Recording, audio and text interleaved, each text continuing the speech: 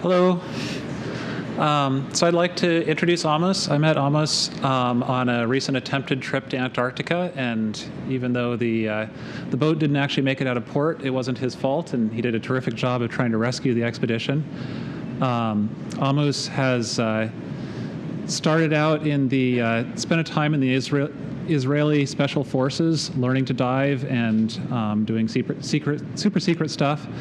Graduated into doing war photography for a while, and then decided that he would like to do something more constructive and meaningful with his life, and is now has for the past 40 years been doing underwater photography of large animals and photography of large animals on the land, and leading expeditions to show people the fantastic wilderness wildlife that's out there and convince them that we should preserve it. So I'd like to welcome him to Google. Thank you, Seth. Is that open? Okay. Good afternoon, everybody, and thank you, Seth, for the opportunity.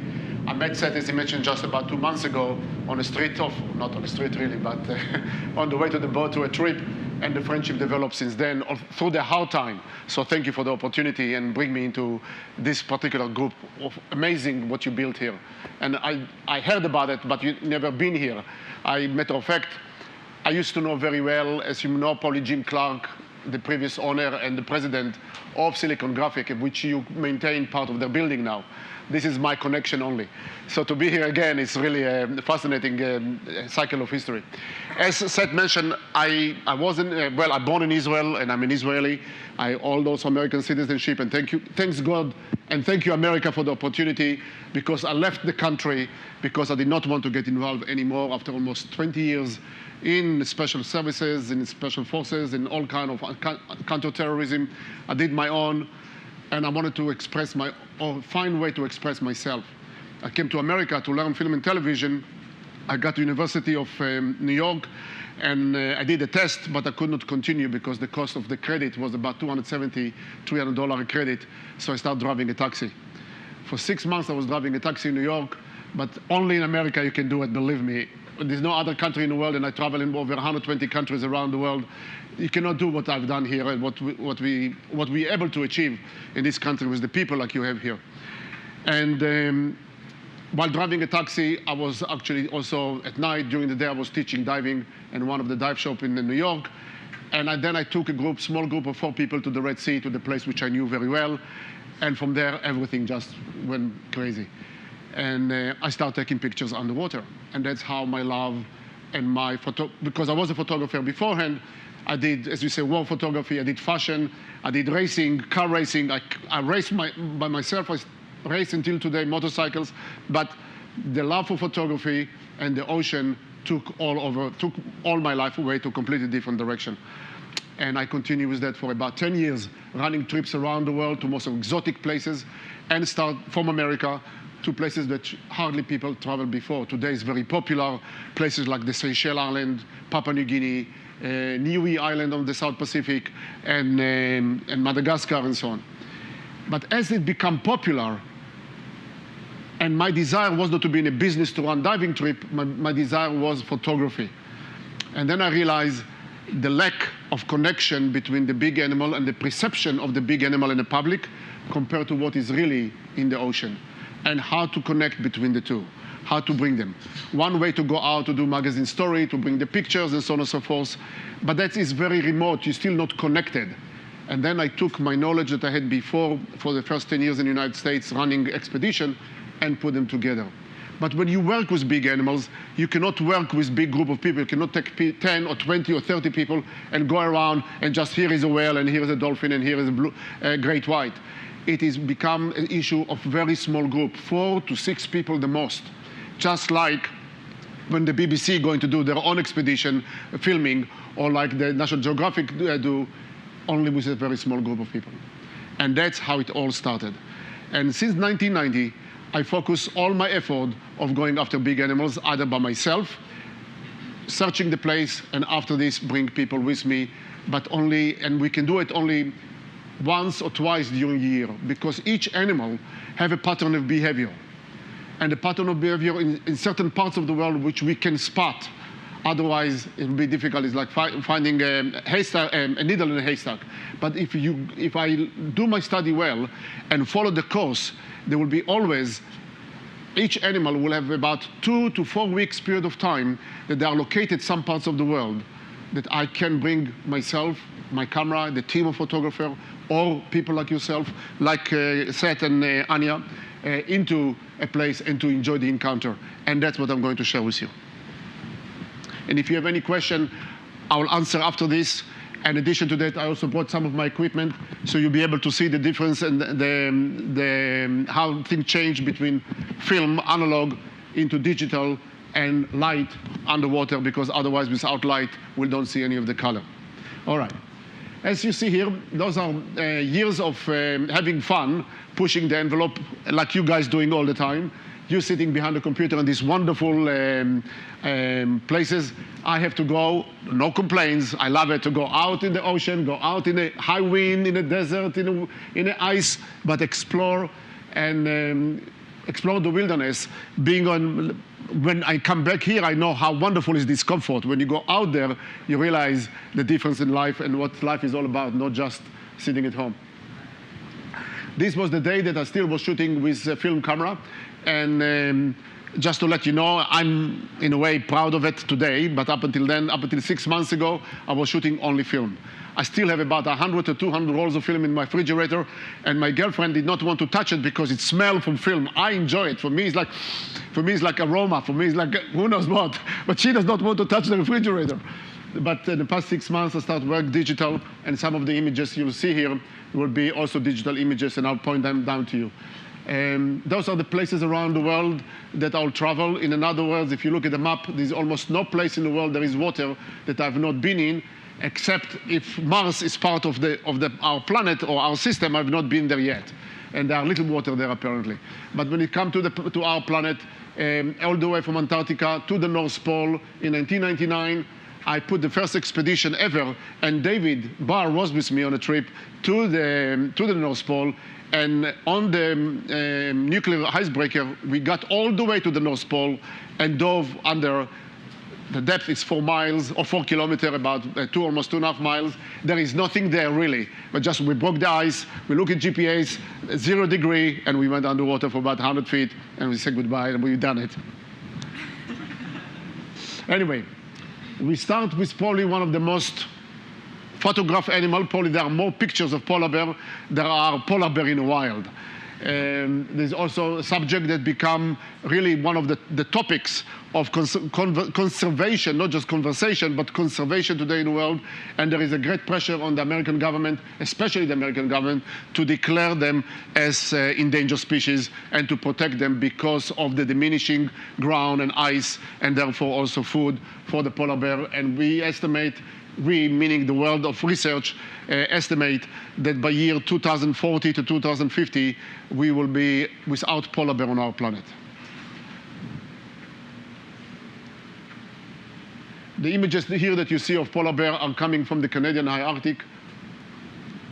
And just for a size, for relationship, that you know that you are part of it, or we are part of it, and you see the size difference between the paws of the polar bear to the palm of this young man.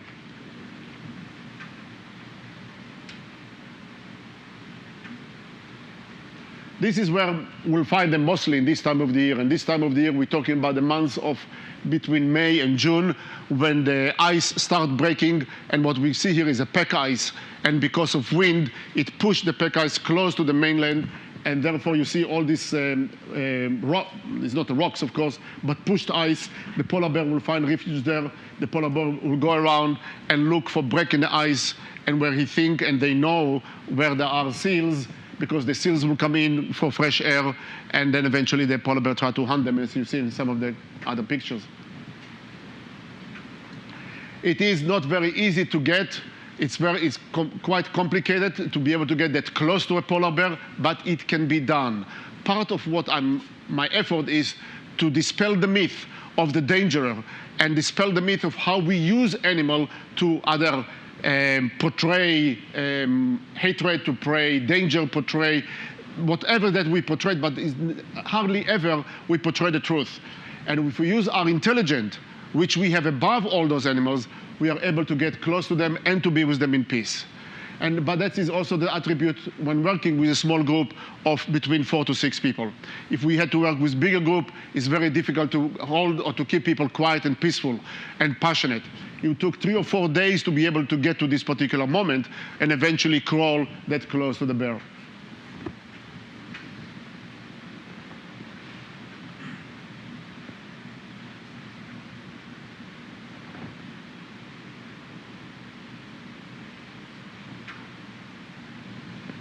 And here you see the bear when they're trying to look for food.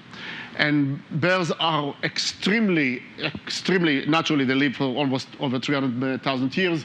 And naturally, they have a very extreme sense of ability to figure out where the food is. And based on their eyesight, they know where the ice is very thin. That means that recently, one of the seal make a hole there to breathe. And they will come in and they will put all their body weight over the hole in order to break the ice, to be able to get closer and catch the seal just under, just like here.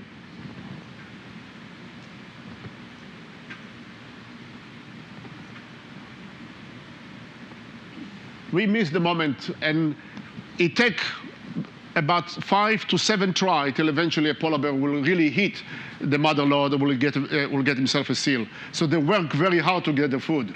It's not very easy. And life for them is not easy. Now with the diminishing ice, it's even harder for them to find food, and that's why we are finding more and more, how do you call it, bodies of polar bear completely out of starvation on the ice, or there is a report, something that never heard before, as recently as last year, that polar bear male come to the den, chase the female, and feed on the young one. Here you see images of eventually was able to catch the seal while we were not close to it, but we came just too late just to see the last pieces of the food, and that's what left over from the seal.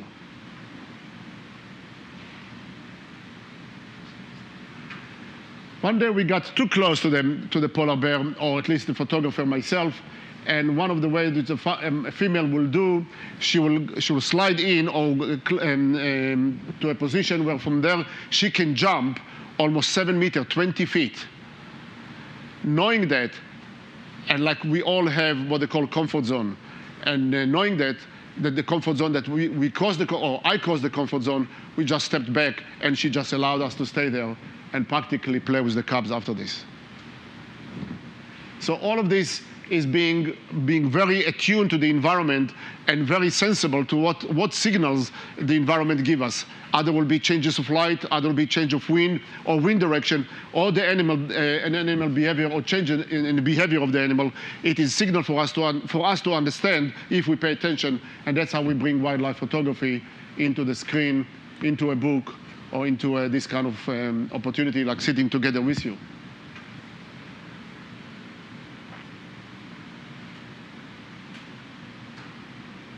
And all those images, some of you are photographers, I believe, and all those images are not taken with very extensive or expensive camera gear. It's only about a 300mm lens, and sometimes with 1.4 teleconverter, which make it about 400mm lens. But you don't need any more than this. The idea is working with very small group, being quiet, being patient or passionate with the environment. Things eventually let themselves and allow themselves to happen in front of our eyes.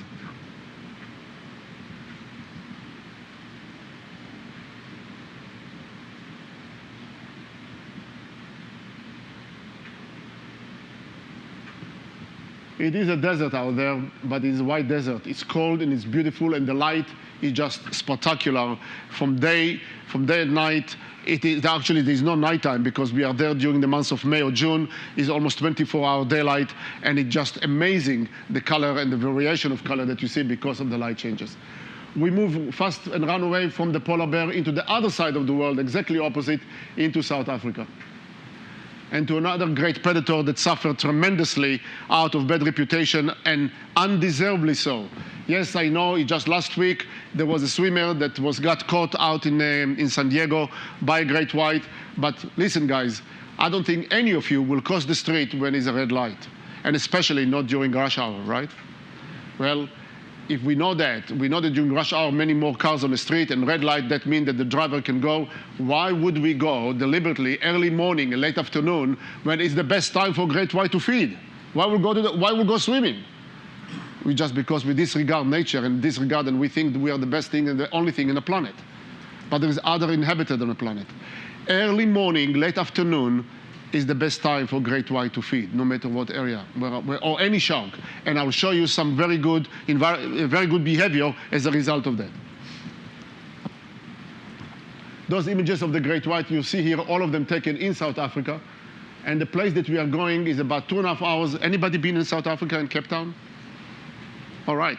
About 2.5 hours east of Cape Town, there is a small little town or fishing town called Gansbaai or Hermanus. Very close to Hermanus, there's a small town they call Gansbaai, a fishing town. And from there into the Indian Ocean, about half an hour by boat into the larger island called Geyser Island. The larger island called Dyer Island and the smaller one called Geyser. And between them, where the finger point, is what they call the Shark Alley. It's about 500 to 700 meters, about 2,100 feet long alley with depth of no more than about 18 feet or 20 feet of water. But that's what you see here. That's why great white come there. Now, a great white there is not all year round. There is a time of the year there will be more than the other time of the year. And during the time of May, June, July. And why? Because the seal give birth in about January. In about June and July, the young ones are about 6 months old. And then that will go to the water. That's when the shark will come in. The population on the island rise from about 30,000 seals during the months of, let's say, October till about May. And from there on, it increased to about almost 45,000. 15,000 young ones almost every year. The island, nobody allowed to go on the island. Nobody. There are just a ranger once in a blue goes on the island, but otherwise, no human interaction whatsoever. But in the water, there are the whites. And that's what happened. The seals are playing in the wave, and the shark just blew just below the surface. And as the seal notice the shark around, they start to run away and jump as fast as they can. And the shark gets closer and closer, and the seal jump even higher and faster. Till eventually the shark gets totally out of the water, try to catch the seals, and did not get it this time. We'll take about 10 tries, and we know it only because of so much research been taking place out there. So many students from so many universities placed them out there for many years, that we know that on average, a great white will make 10 tries before eventually he will be able to succeed and have a catch. So the seal are having a good time, and they succeed this time because they have a short-term memory. So they don't know what will happen next, and they forgot what happened before, and they continue to play in the surf. And then all of a sudden, the shark jump out. And that's a total sequence of a shark jumping out. By the way, this picture, I think I have it here, yes, last year, anybody knows about the competition of the BBC of Wildlife Photographer of the Year? Last year, this picture won, as you see behind there, the first prize in animal behavior. But the reason I'm mentioning that is I mentioned to Seth is that just as of this morning or yesterday, I got another email message that 2 of my pictures, you'll see them later on, they're here on the presentation, 2 of my pictures that I sent this year also been considered for the first place, and I will share it with you later. So, and that is a full sequence of a great white breach. What's happening is, you all know physics. The angle of rise of the sun over the horizon is the same angle of how the sun will penetrate the water. So late morning, between 6 or 7 o'clock in the morning till about 9 o'clock in the morning, the sun will rise only about 20 or 30 degrees over the horizon. This only as much light will go in the water. If you have only so much light, the seal that goes under at 40, 50, or 60 feet, the shark that goes out at 40, 50, or 60 feet, the seal cannot see it. The shark look up and you can see the silhouette. And that's where they hit. Around 10 o'clock, this behavior stopped totally. You'll not see it happening anymore. Started back in the afternoon at about 4 o'clock, exactly the same thing. The sun goes down, 20 or 30 degrees over the horizon. Seal swimming on the surface, cannot see underwater because the shark body, as you see on the surface, on the upper side is dark. The seal cannot see. the shark roaming underwater, but the shark can see the scene on the surface, boom. Don't swim early morning or late afternoon on the surface. If you do, you are a subject. Otherwise, all day long is open for us.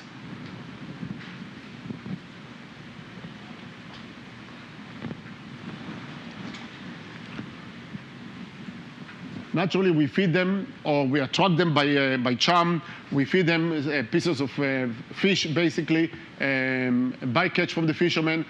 And as a result of working with them for a long time, since 1990, practically speaking, in South Africa, Andre, the local ranger, and myself found a way that we actually can interact with the great white and not just be afraid of them run or be on the contrary.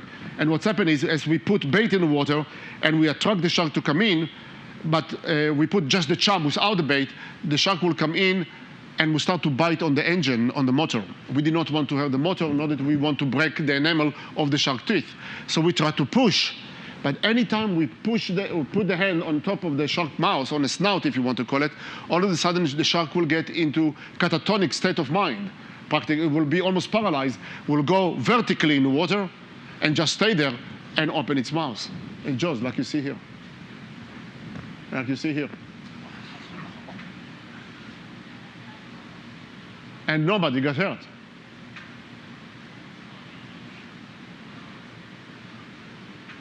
That's how, when I take the people, that's how people are protected. We put the people in the cages, 1 or 2 persons in the cage, and bring the shark in, and the photographer sometime will go out and bring the picture back home, so you can put it on your wall, on your table somewhere.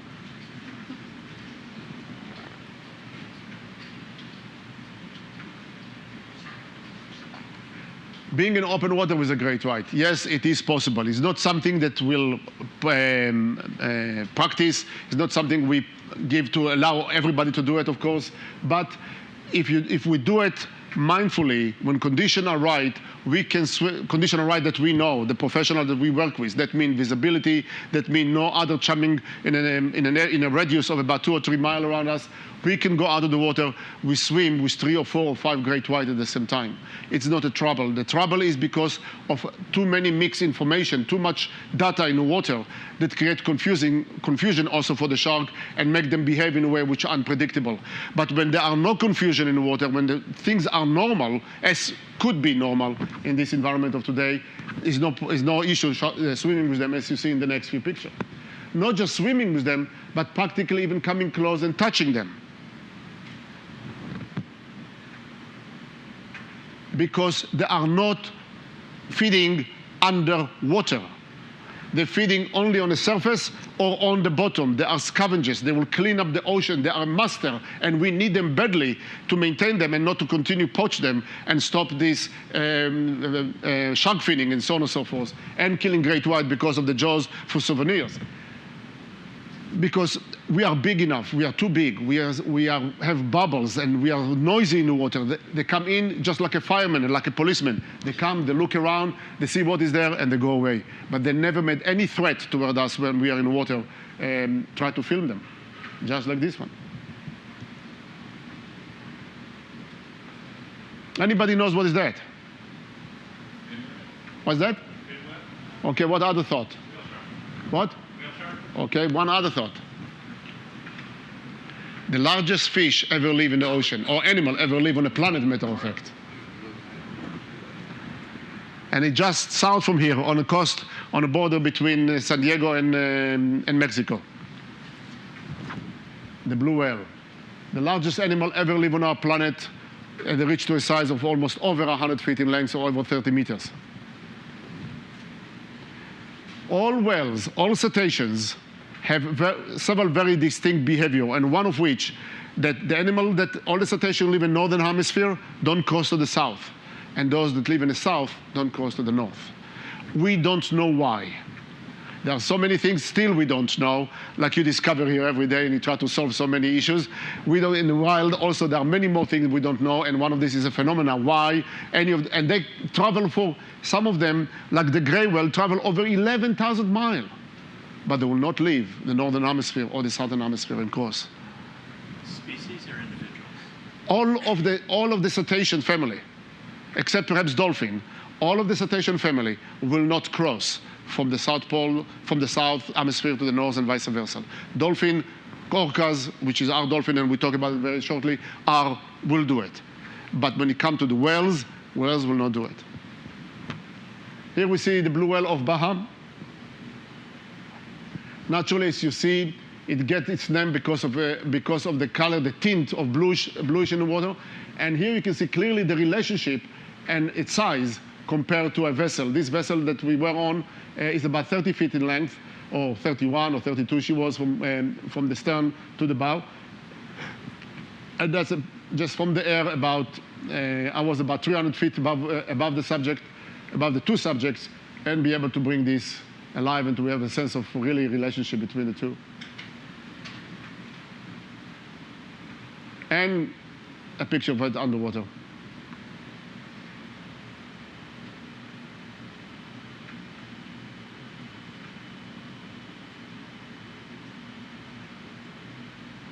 This tail is almost 21 feet in width. This picture taken from the surface. I'm here only about 6 inches away.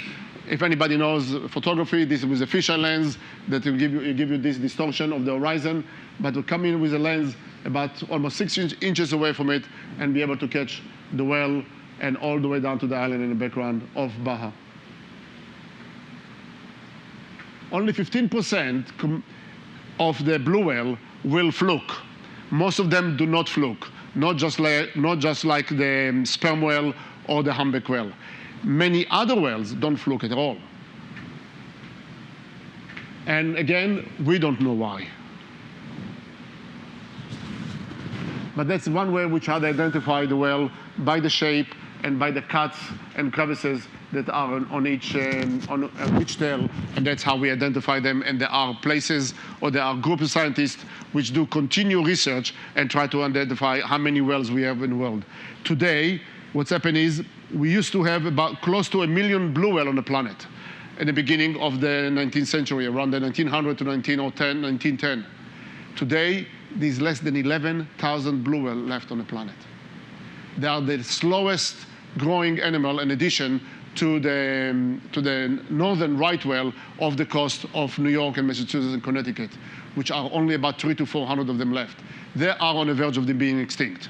No question about it. There are bigger issues. There are also issues along together with the polar bear, as I mentioned.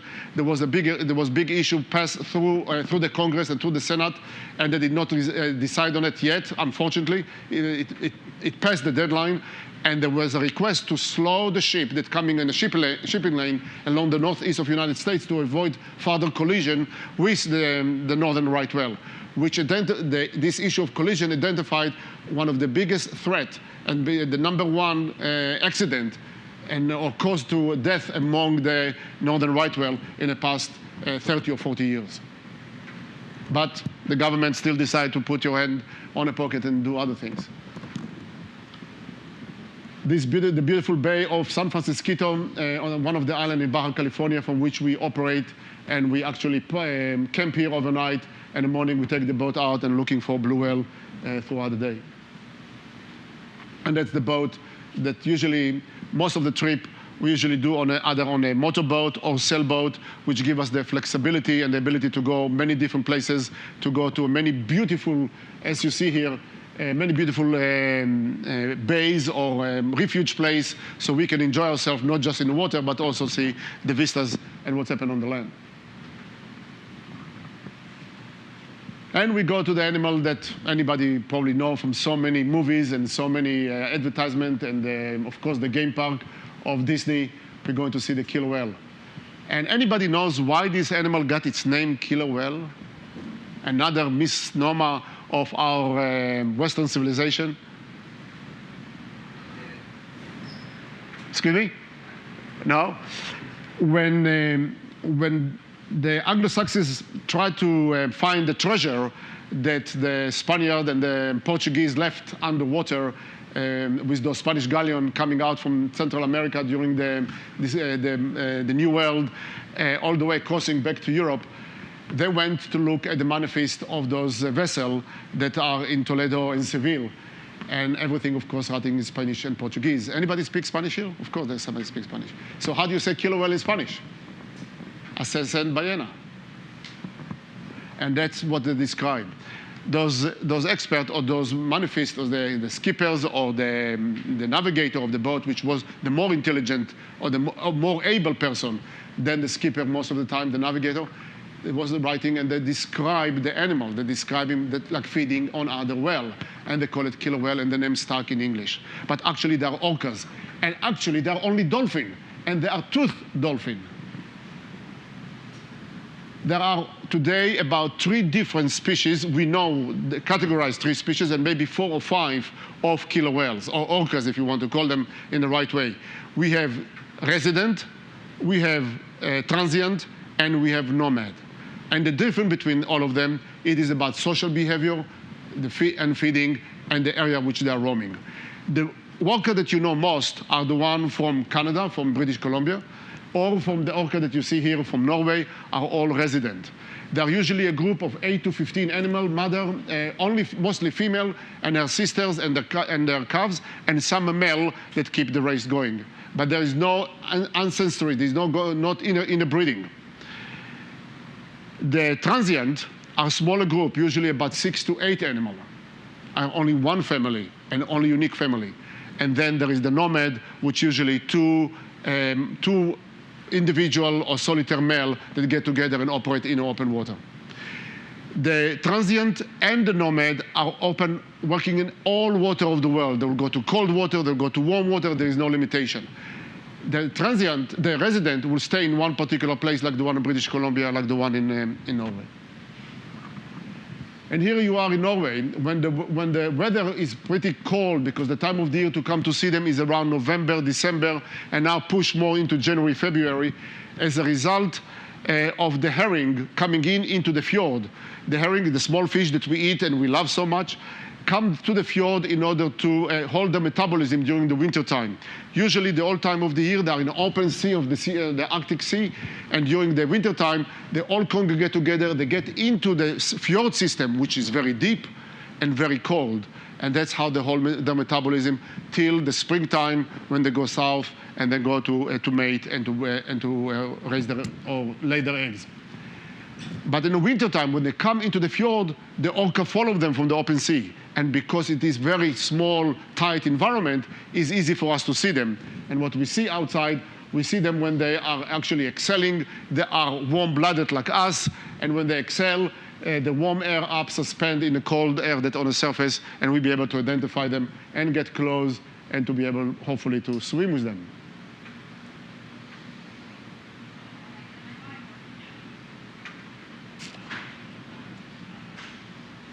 The spy hop, out of curiosity, the tail slapping from either happiness or communication between each other.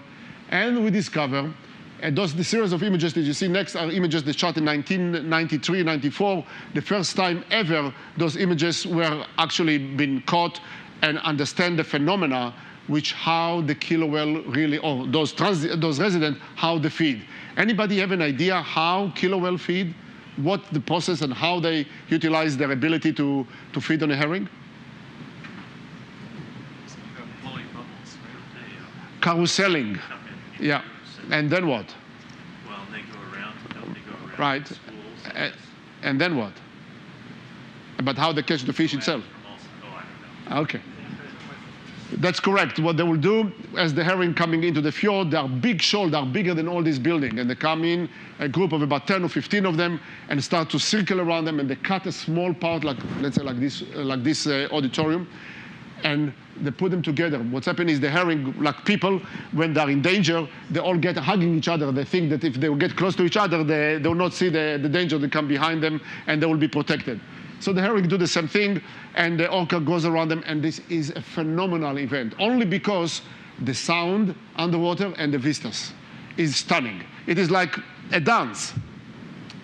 And a lot of sound, a lot of whistling and clicking, and that goes on.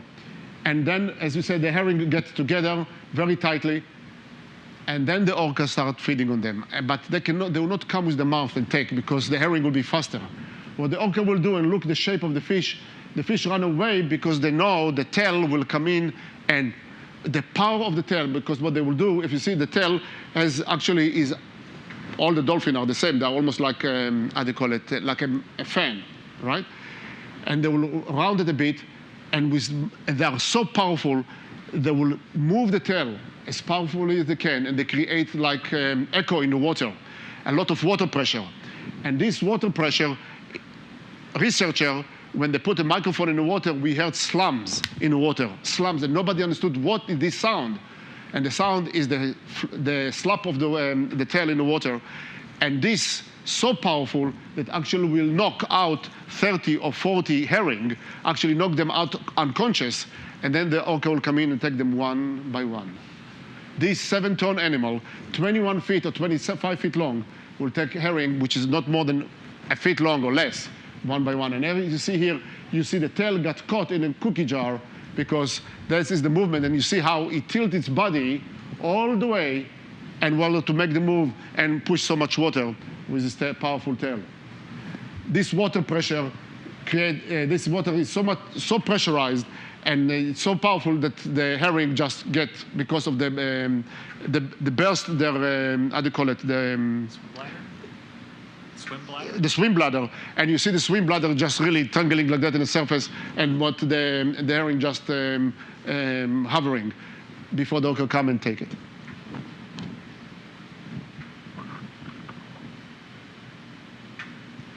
Sometimes they'll be curious also about my fin, and that's how close they come to us and playful with us. We can go in the water, and we've been in the water just like here. Everywhere in the world, I swim with them. The orcas are dolphins, and dolphins have sonar. And you can feel, if you are so peaceful with yourself and so okay just being there, you can feel the pinging through your suit. In this case, we only dive, of course, with dry suit because the water are cold and about 40-degree water. But you can feel the ping, and they know that we are there. They know. It is amazing. In 1982 and 83, I did a project for National Geographic in Patagonia with the orca that actually feeding on the seal. They come on a beach and take the seal off. Everybody heard about the stranding orcas. And what's happened is it was the first year that this behavior was reported, and we could go down there, and I did it for Geographic. And it was the first time we got to the water, the photographer and myself. We got to the water, and as we've been in the water, the orcas stopped their behavior. They will not come close to the beach. When we left the water 2 hours later, the orca continued their behavior. Every day, we try to catch the pictures that come in along the beach or along the water by the beach and go out, take the seal off from the water point of view. Since then, when we reported this behavior, since then, nobody allowed anymore to go with the orca in the water in Patagonia, because it's also the only place in the world which orca still doing, making this behavior, with the stranding behavior, taking seals out of the beach. And they are doing that till today. So we learn from our mistake, we adapt immediately and make it clear to everybody why and what the purpose of that. Mother and calf, and that's very good to know, and for all of us to know that still they are breeding in this part of the world and there are some future, but all of cetacean suffering immensely today, because it is not about what the young one eat, the problem is what the female feed herself throughout until she gives birth. Because as female feed and provide the young one saturated milk, which heavily contaminated, the young one are not able to make a living and sustain life, and then we don't have future generation. Here is another mother and calf, but this one, it is what I just been highlighting. This is a dead calf, and 1997, 98, I did another special for Geographic, and this was the orca in Norway, and this was the picture that actually saved the whole production, because the videographer that was with us, or two of them, their camera jammed by the time we got out of the water, and we had only a still picture, and I do mostly still. But clearly you see here how the female carry a young calf, and you see here the umbilical cord. And orca suffering today over 40% mortality in the wild. And the main reason is because of the young one are not able to sustain, does not have the energy, as the food that they are feeding from the mother is so heavily contaminated. And this is from last year. This is another unfortunate case, and we don't know what happened to the orca. She got caught in the fisherman net that catch the herring, and she carried it with her. And eventually she disappeared. We tried to go diving with her and try to be able to release and cut the net. The net was over 100 feet long. What's happened is the orca, all its power comes from the tail. This is the only way how she moves. And she will need air eventually. After 20 minutes, 30 minutes, no matter what she'll do, eventually she needs air to breathe. And after a day, carrying a 100-foot net behind her, she'll not be able to do it anymore, and she'll just collapse and die and actually drown. But there are some happy moments and some happy time also in the wild. And they do it also without a trainer. They will jump and they will cruise with us along on the boat. Or they will give us this kind of opportunity and a moment of total peacefulness inside the fjord. When the moon just rises, it was the moonrise, sunset on the opposite side, and then the orca was just calmly swimming in front of us. And we'll go for another one of the great citations that you heard probably the most is about the humpback whales. And here is a short story that will take you from two corners of the world. One that we're able to swim with in the island of Tonga and Niue. Anybody knows where Tonga and Niue? Any idea where they are? Don't have Google right now and look at the map. That's not fair. Anybody know where Fiji is? South Pacific? About 600 to 800 miles southeast of Fiji will be Tonga, and another 300 or 400 miles from there will be the island of Niue. Clearly in the middle of nowhere in the Pacific, very small group of people live there, but it is beautifully clear water and peaceful for the orca, for the humpback whale to find a refuge. When the humpback whale live in Tonga or in this southern hemisphere, that means that their place, the main place to feed on, will be around Antarctica, because the cold water are rich in plankton. So they feed during summertime between March till about August, September, or August, and then September till November. They will come up north toward the protected island of Niue, French Polynesia, and that's where they will give birth. We go there during the month of September to meet them, and as you see, the mother and calf is a calf about 2 weeks old, and here is the photographer in the water just taking the picture. I was waiting for a few more minutes, so as long as I could hold my breath, of course, it looked to me like a minute, but probably was only a few seconds.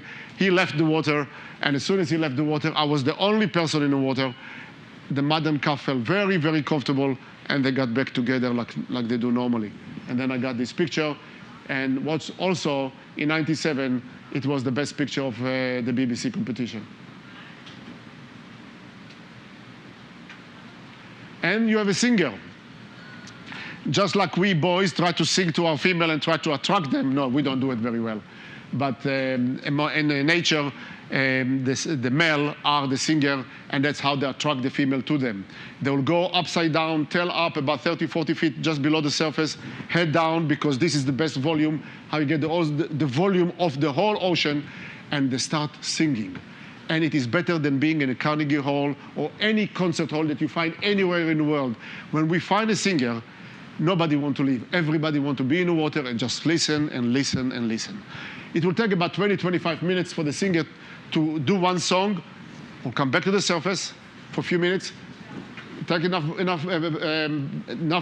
breaths of fresh air, go back down to the same place and continue singing. It is incredible, just the encounter, just to be on the surface in the water, in warm water, 80 to 90 degrees on the surface. Water are blue as you see it here, and just listening to this sound. Every year, the sound changes, but just by one syllable. It is amazing. When you are a researcher and able to look at record that we have from the operator that record them from year to year in the past 10 years, you can see that today, still, the song that they sang 10 years ago, part of it still remains. But if you look at the song from last year, it's almost the same, except he added one more version to it. It's just amazing, Mother Nature, and what the phenomenon and what we learn from it. This is how long the tail is. The diver was able to go down together with me. And if a diver of average man, about 5'8" or 5'10", with the fin, we're over 6 feet long. So this is double the size. You have a 12 feet long, just the tail. Or more than 6, because he has also his hand stretched. So this is about almost 15 to 16 foot the width of the tail of the humpback. Humpback will be about 40 to 45 feet in length and weigh over 40 tons.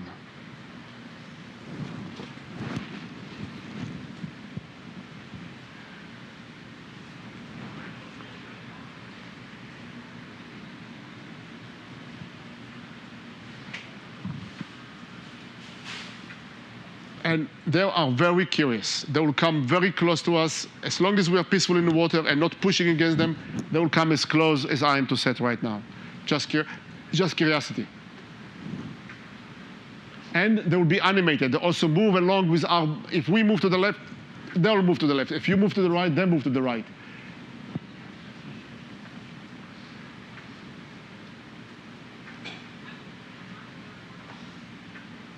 And sometimes they'll jump totally out of the water.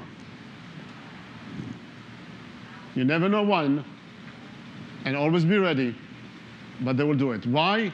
We don't know why they do it. There is no one explanation why a 40-ton animal will lift itself totally out of the water and will do it 2 or 3 or 4 or 5 times, sometimes 30 times. So, I was just diving and they did it for 20 minutes. I think they jumped like 30 times. Like mother and baby. Where did you see that? In oh, in Hawaii. Yeah. Yes. Yeah. And it was out of season, but it was baby and mother, and like they jumped like 30 times. Yeah. And we move farther, immediately far north, all the way to Alaska, because it's the place where we can photograph them when they are feeding. Because they go there usually during the months of June, July, August in the northern hemisphere, and where the plankton is plentiful. And then they start feeding, and they're feeding what they call in corporate behavior. We are on a boat, we shut down the whole system of the boat, and you can hear them, and you can hear the bubbles as they're blowing them from the bottom from 100 feet. And as they blow, the bubble is corralling all the plankton together. And as the plankton rise toward the surface together with the bubbles, then the humpback will come along with it, open the mouth all the way, and only when they're on the surface, as you see here, they close the mouth, they close the jaws. They push the water out, and they keep all the krill inside through the baleen. And I'll show you the baleen. All this hair that you see here, this is the baleen. It's almost like hair, and the baleen is the same material that our fingernail made of. And we see that even closer in a moment. And here's the baleen again, all this. And they close in the jaws, push the water out, and all the plankton and the sardine left inside. And as you see it here, as the jaws close, those are the baleen that help to keep the plankton inside the room.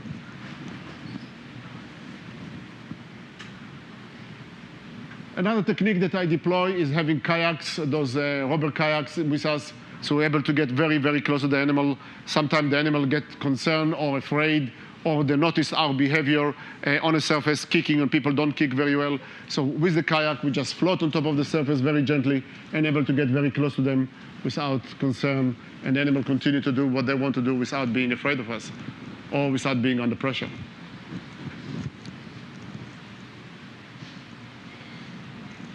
We move from there for another big animal, very little understood, is the walruses out in the Canadian high Arctic.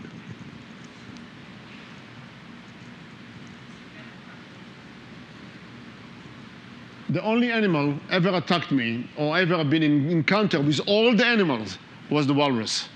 And it's only because of chain of coincidence that have happened and lack of attention by the rest of the crew that usually we work with, or the crew was busy doing something else. And I'll be able to show you one or two images from this particular case. This is, in particular, this is a lone walrus, and just like Aboriginal people that knows when they're going to die, they will leave the village far, far away. They go on a walk, and eventually they die by themselves. The same thing walrus will do, and that's you see the size of the animal, but also the size of those ivory.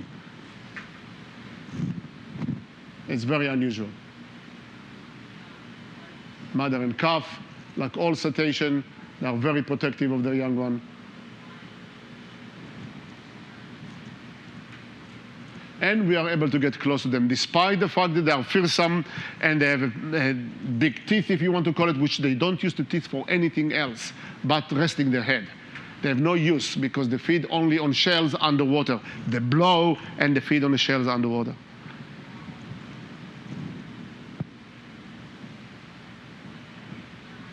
We can get close to them, but again, if we go to their level and take our time, we're able to create rapport and then close to a level which we have what they call comfort zone for the animal and for the person that you are with. And those are the two animals that actually was able eventually to catch me. It was a mother and calf that was back into the ice, and I supposed to have the boat with my assistant with me in the water, but the assistant, when he got to the water, he lost his tank, so the boat was busy taking care of him, trying to get him out of the water. But I was already in the water with the camera moving to where the ice floe, where the seal were, where the walrus, and I did not know there is one coming back behind me. I turned around just because of sense feeling, as you call it, or sixth feeling, or sixth sense. I turned around just to look where is my assistant, but rather than assistant, I see the mother and the calf just on my side, and she came at me, and it was just a distance closer. We were that close, and I realized that she's coming at me. I'm the only target, but I'm here in front of her, very vulnerable with my tummy and every part of my body and my camera. So I turned around and I gave her my bag, and she took it. She put a tooth into it, and I got a hole in my dry suit, and cold water started to get in. But that's not that bad because she's still there. And then she came again, but this time she came, the distance was bigger, difference between us bigger. I was able to raise my fin and just touch her gently, and then she turned around and left. That's all, not need to be panicked. And that's the picture when they're coming at me second time.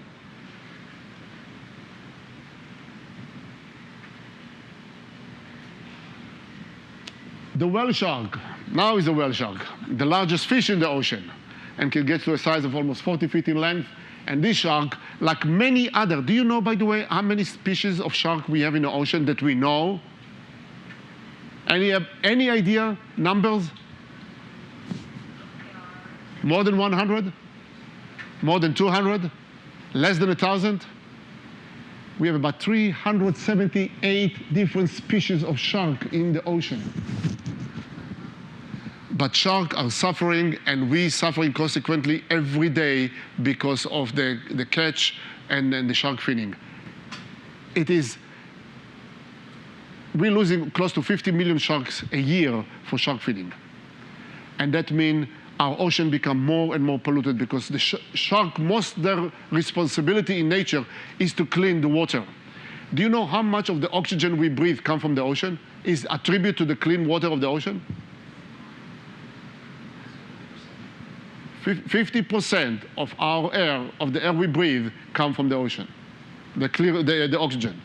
The rest of it come from the trees and changing of the chlorophyll during the night, and that's we're suffering too because of the removing of the forest.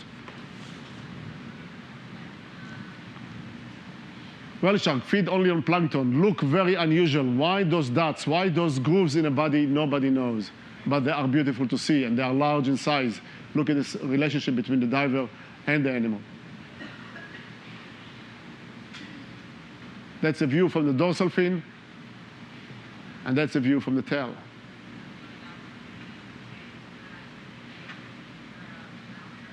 How small we are compared to this animal, or to this creation.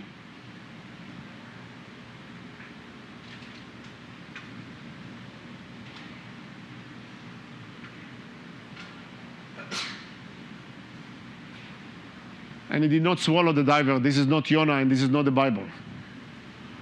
And we swim very close. In this case, is a female swimming very close. Is Tanya swimming another Tanya, Anya and Tanya. And one time as we're swimming and working, a photographer from the left, photographer from the right, he turned too close toward me. I could not feed him anymore on the camera, so I had to put my hand through just to hold him off and to be able to continue without banging into each other. And I guess last but not least of our presentation, and I guess our time is almost running in 4 minutes, right? And we take you down to Isla Mujeres, very close to home, to see something extremely exciting. And as you see in a moment in picture, is the images on encounter with the sailfish.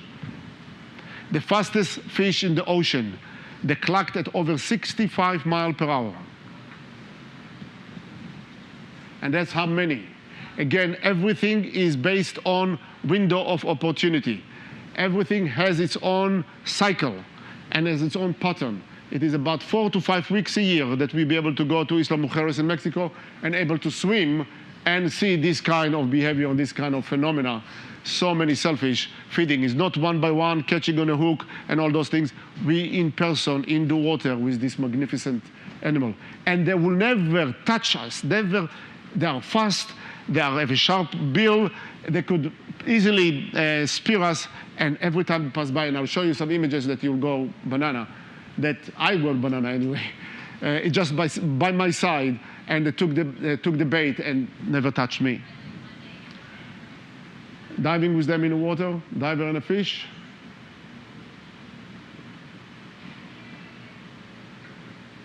As they come into the, and a very interesting behavior, as they come into the school of bait ball, and what they do, practically speaking, and you'll see it in one of the 2 other pictures after this, that's the size of the fish we're looking at, the sardine.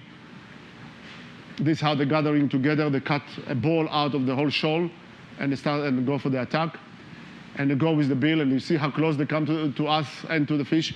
But what they will do, they will actually hit the sardine first. When the sardine will be unconscious, then they'll come in and they'll take it in the mouth like that, lift it up. When it turns up vertically, they'll come with their bill and they swallow it immediately. And you'll see it in a moment. And here the change direction, and you see the water bubbling. Everything is so fast. They are so lightning fast. And as you see, they're hitting the fish with the bill first. The fish is unconscious. Second. And third is in its mouth. That's one of the pictures that's selected for this year for the final at the BBC. I don't know if I yet that won the prize, but I was noticed that those are in the final selection. And that's the one that was but only less than a foot away from me. And it happened so fast, I just took the camera and take the picture. Just keep taking the pictures on my side. Thanks for digital, by the way.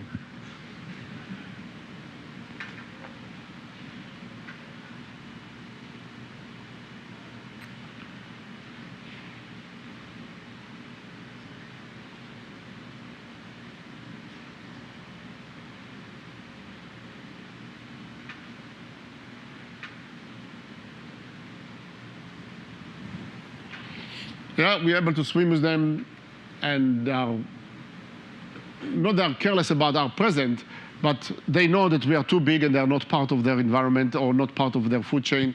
They're only looking for the sardine, and they leave us alone. Actually, they entertain us.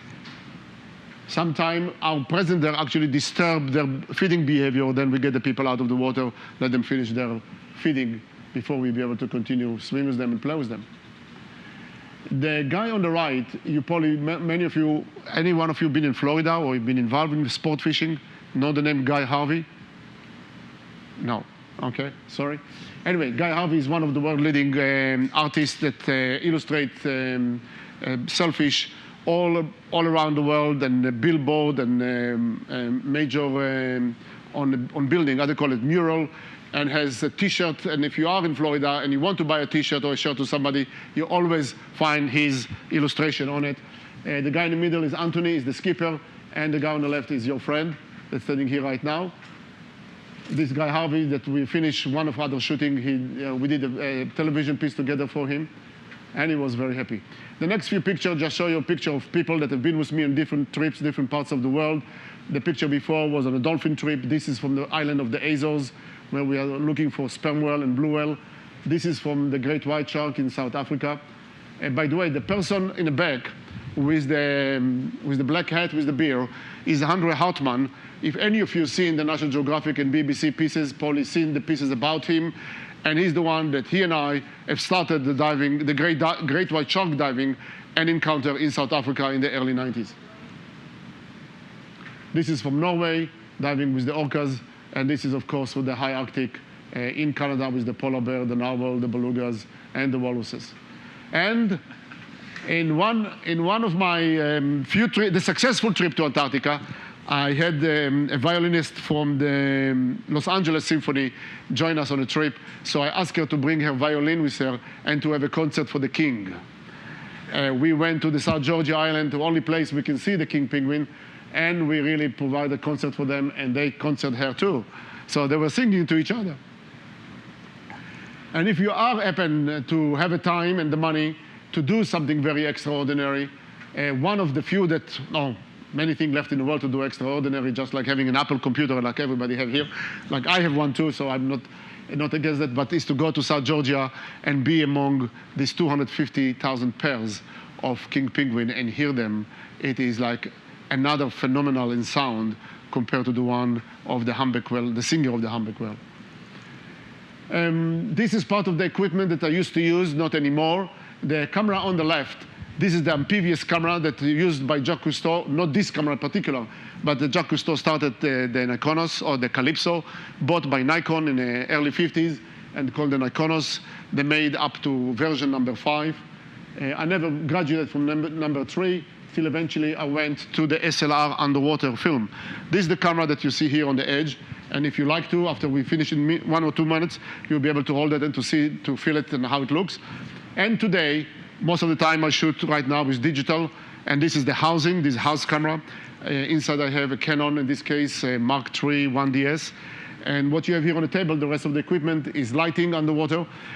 All of the big animal images that you've seen here is all ambient light, not use strobe, because strobe does not go more than 6 feet and cannot lit up 30 or 40 feet of animal. But for reef and for fish, usually we use strobes. And I want to thank you and all the people that participate, joined me on trips before in the past, and will join me in the future, like Anya and Seth. Hopefully we'll be going to Antarctica again, but this time we will go. Because without, as I mentioned before, thanks to America and the people of America that are free spirit, not only connected to governments or to institutions, those individuals that did well for themselves, educate themselves, the good earning, together were able to join me on some of the trips that I lead around the world and provide me the opportunity to bring this picture and to send them either to do magazine stories, to do lectures around the world, and to continue the education of the public and the few things that you've learned today, how many sharks in the ocean, and how the killer whale feed, or orca feed, and so on and so forth. But that's the purpose, is multifaceted environment. We go together to the field, we learn from the field, I come home, I do it publicly, what each one of you does environmentally in your own neighborhood. Education, preservation, and along also having a good time and enjoying ourselves. The purpose of all this eventually going to a climax, and I'm working on a major project that will be, which I call the legacy project. I'll not get to the detail of that right now, it's late, I don't want to stop you from going to do your work, but we are the community that's suffering because we are the generation that can make a difference in the next 10 years, going to be the most important for the next 100 years, how we deal with the threat that we impose on the environment that we're living in. And for that, I wanted to create a legacy project, which is either create more people who cares, because the more we care, the more we'll be able, we are not able to change the race or to change the sequel or the sequence of the environment, but we're able to reduce the speed by which it occurs. And we'll be able to protect what we have left. We cannot resurrect what we already lost. So it will be fruitless, but will be fruitful is to be able to protect what we have left. And that is a task order, and but it can be done. The animal that helped me to get there, they are the center of my life, or the focus of my life. And I thank to them and to them. Well, you did not hear the music that was part of it, but you heard my voice, who probably was better. And if you want to know more about what I do in the future, the website is biganimals.com. It's simple and to the point. Thank you very much, guys. And if you want to look at the equipment, you're welcome to take a look at it.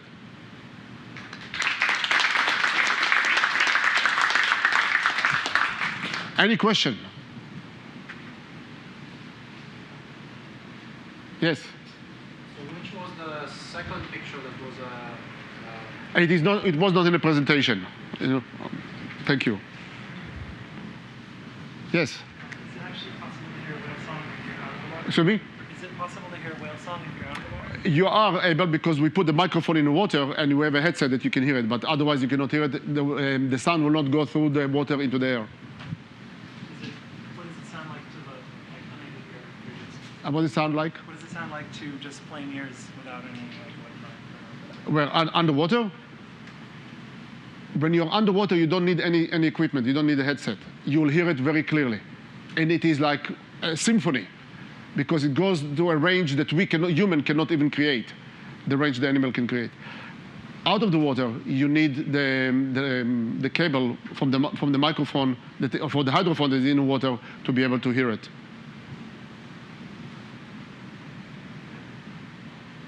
Yes? So there was this picture that you tried to take in the, what was it? Somewhere in the South Sea, well, anyway, the orca. The orca, stranding orca. Attacking the stranding orca in Argentina, yes, in right. Peninsula Valdez. Trying Yeah. to take Yes, the seals. Yeah. seals from the, and then you said that that the orcas were running away. The orcas stopped their behavior. They did not run away. They just stopped their behavior. Right. Yeah. Okay. And so did anybody manage later to actually take pictures of them doing the behavior, perhaps with remote cameras or something? We did take picture of them when they're taking the seals from the surface, but not from the water point of view. We try to take the picture from the water point of view. Have you tried with remote cameras or No, we did not try, but it was in the early 80s. And because Google was not there in the making, and Sergey and all the rest did not even think about all those wonderful tools that we're creating here, and there was not the budget for those things at the time. Since then, there are other companies. I just sent IMEX team about a month ago to work there, but nobody, the Argentinian government will not allow, and we and the researcher are totally against put anything in the water there, simply because anything that we'll do during this time of the year, any presence of people in the water will create for the orca to be concerned, perhaps, and to be afraid and feel uncomfortable and unsafe to practice their behavior. What's happened in Argentina, in Peninsula Valdez, there is a particular area that what they call the alley of the attack. When the water resides, the change of tide is between almost 30 to 50 feet. The orca attack usually during 3 hours before till 3 hours after high tide, when a lot of water covering.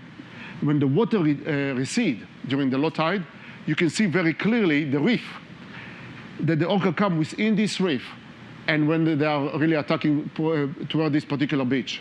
I did not show you the images today, but they are on my website if you take a look at it. And they know it. Anything will be there. We're concerned that will be as such that determine from the orca to continue their behavior.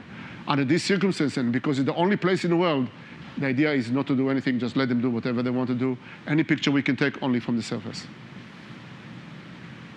Thank you. Yes? If you're using an SLR and it takes a lot of pictures, does that make a lot of noise underwater? And do the fishes sense that? It makes noise. I can hear it. I don't know about the fish here. And they did not disturb the fish around me so far. But I'm sitting just in the front of it, so you hear the camera, and I'm glad to hear it. But I don't know how it affects the camera. How it affects the fish. Yeah, it is not that noisy. It is is much more silent than the film camera. All right. Thank you very much.